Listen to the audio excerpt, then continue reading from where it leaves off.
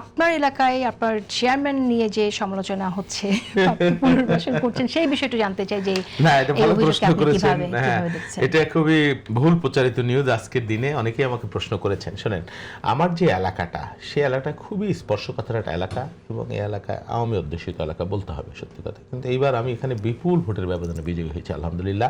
53,000। এখানে দল মত ধর্ম বর্ণ নির্বিশেষে সকল মানুষ আমাকে ভালোবেসেছে, আমাকে ভোট দিয়েছে।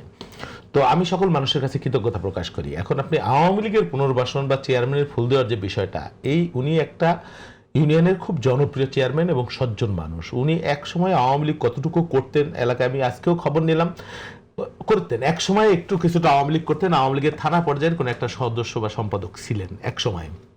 বাট আমি যখন এখান থেকে কাজ করছি তখন উনি আমার সাথে এখানে কাজ করেছেন। এটা একটা ইস্যু। আর একটা ইস্যু হলো, উনি আওয়ামী লীগ করার কারণে গ্রেপ্তার হন নাই।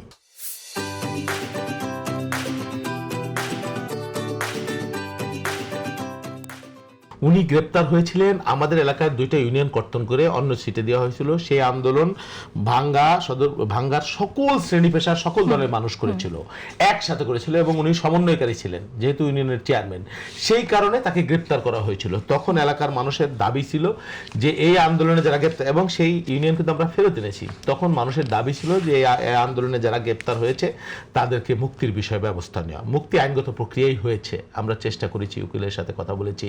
হ্যাঁ, তো আইনগত প্রক্রিয়া হয়েছে। আমি মনে করেছি আমি আওয়ামী লীগ হিসেবে তাকে ওখানে রিসিভ করি নাই। আর আমি শহরে ছিলাম আইন শৃঙ্খলা কমিটির মিটিংয়ে, বেরোনোর সময় ওনার মেলবোর্নে এসেছে ওনার পরিবারের সদস্যরা, তারা আমার নির্বাচন করেছে, বলেছে ভাই উনি বের হবে যদি আপনি থাকেন। তো পাশেই ডিসি অফিসের পাশেই আমি আসার সময় ওনাকে, আমি বের হওয়ার সময় ওনাকে আমি দেখা হয়েছে, গ্রহণ করেছি, এটা হয়েছে। এবং আমি তাকে রেসপেক্ট করি, আমি তাকে ভালোবাসি। আমি মনে করি না যে তিনি আওয়ামী লীগ করার কারণে, এলাকার সার্বজনীন একটা দাবির প্রেক্ষিতে, মানুষের সেন্টিমেন্টের প্রেক্ষিতে আমি সেখানে গিয়েছি। এটা যে অপরাধ হয়, কিছু করার নাই আমার।